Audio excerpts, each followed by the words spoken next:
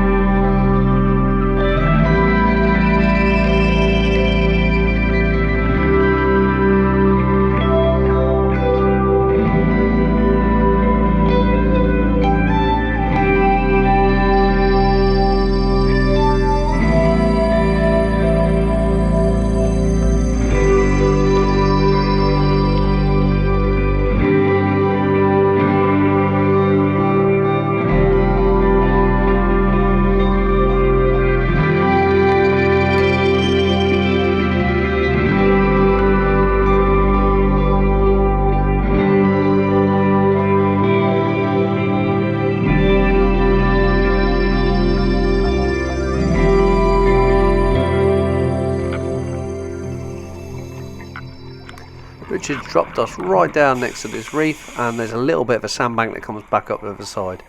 He said he really likes it around here, so we decided that we wanted to pop down here too. It's actually quite nice for the scallops. There's a big one right here.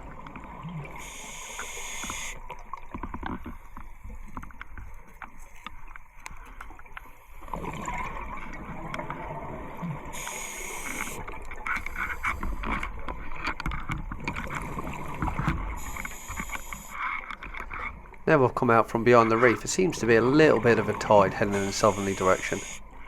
That's pretty good for a scalloper, because we don't really like to swim that much. We like to be taken with the tide. So let's try and get with it. Looks like Mish has found something. Looks like an old battered crab pot. Hasn't got much life left in that.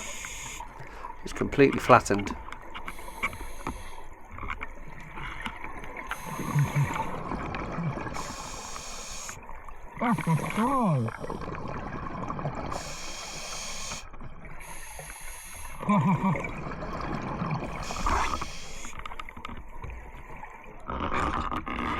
Right, there wasn't really much to look at on that bit of sandbank, so we've now come up to this little area. Feels really weird because we're already out of time. Seems like we've only just got down here. That's one of the bad things about being deep for so long. You do run out of time so quickly. We've done okay, as you can see. She's got some beauties. I think we've just about got the 2 dozen. Richard would let us back on the boat. Straight back into the second dive. There's a good reason for that. On the surface it wasn't that nice, it was very spitty, and to be honest I couldn't really be bothered to film on the surface. So it's only 100% dive footage today. We've dropped down a little bit further south from where we were before. Believe it or not, we haven't really got hot spots or places that we go all the time. We just, well, me, I'm quite blasé about it. I'll just say roll over here, or sometimes point in a certain direction and just say just drop us in there. Normally we give a depth, so we say, oh, no deeper than 35, or no deeper than 30, or no deeper than 20. Your second dives are always shallower, so we've done 30 on the first, so I'll normally go around 20-25 on the second. Plenty of shells around here, plenty of small scallops, and loads of old fishing pots, crab pots. This one's been lost for a while, and you can see it's a oasis for other animals. Loads of small fry around here, loads of seaweeds, probably loads of nudibranchs, loads of sponges, loads of sea squirts, and a white thing. I'm not quite sure what that is. I think it could be a dead man's finger.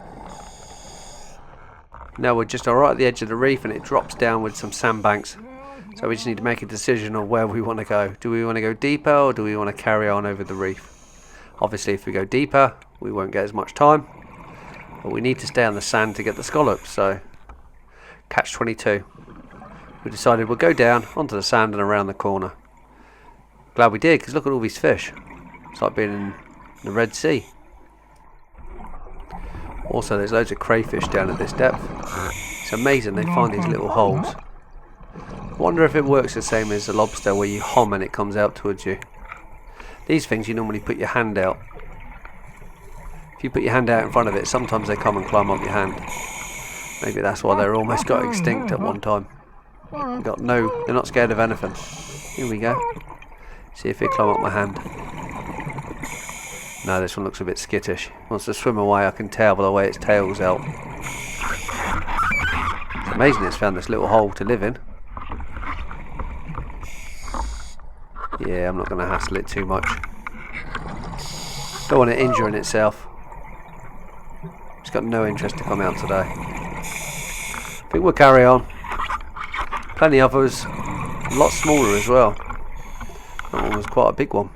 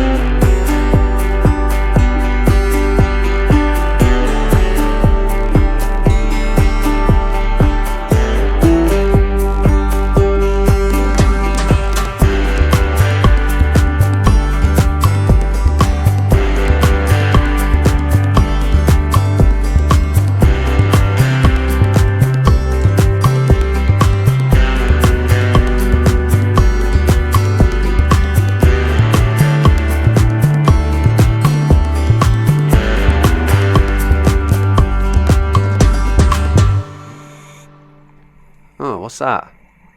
It's got a glove. It's alright, there's nothing in it. Scary. Don't like looking at stuff like that. It's just an old fisherman's glove that's fell off. Or a diver's glove. Probably asking yourself why they're so crazy, why they're swimming into the tide. Well, the answer to that is I ain't got a clue. Basically, we've seen scallops here, so we're going to just take our time around this area. That's a nice, healthy spider crab there. It's one of the nicer ones. And there's a few nice scallops too. Got to pay the ferryman when we get back to the surface, so we better get at least 2 dozen.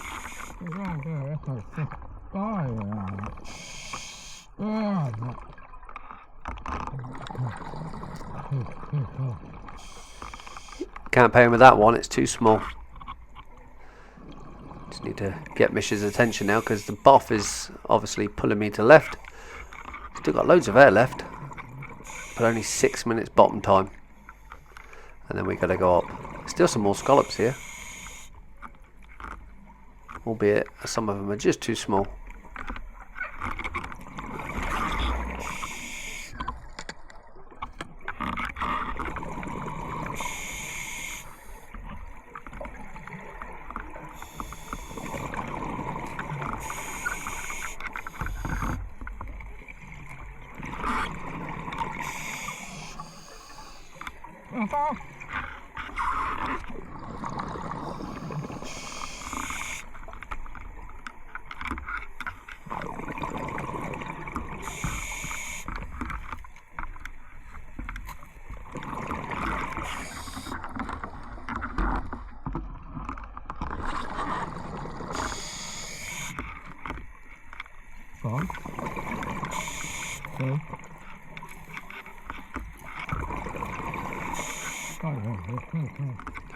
Two keepers, one that stays here.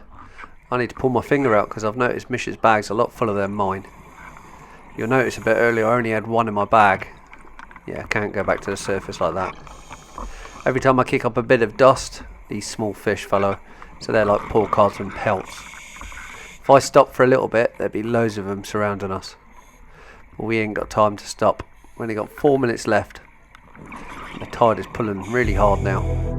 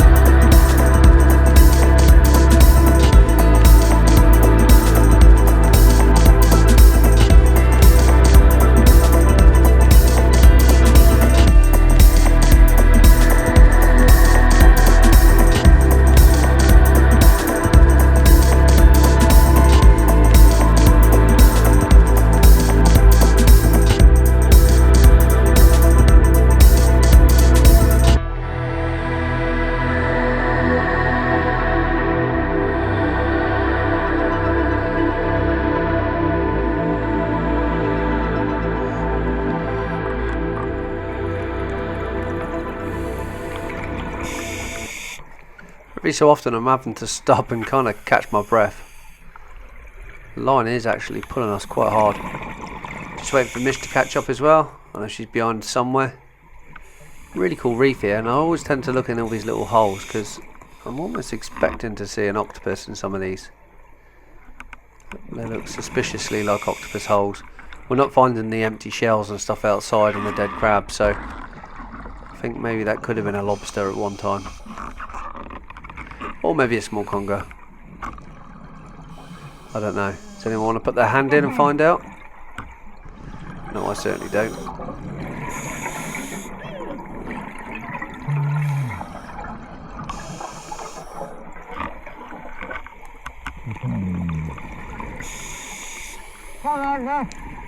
There's always combers lurking behind the rocks. Doesn't matter where you are now. They're always there. This reef is really, really colourful. I like it round here. And if we had more time, we could have filmed some more of the smaller stuff. So I'm sure there's nudibranchs and all sorts around here. We haven't really got time. Mish will attach her bag to my reel, because I'll reel both lots up at one go. And it's about time we started heading back to the surface.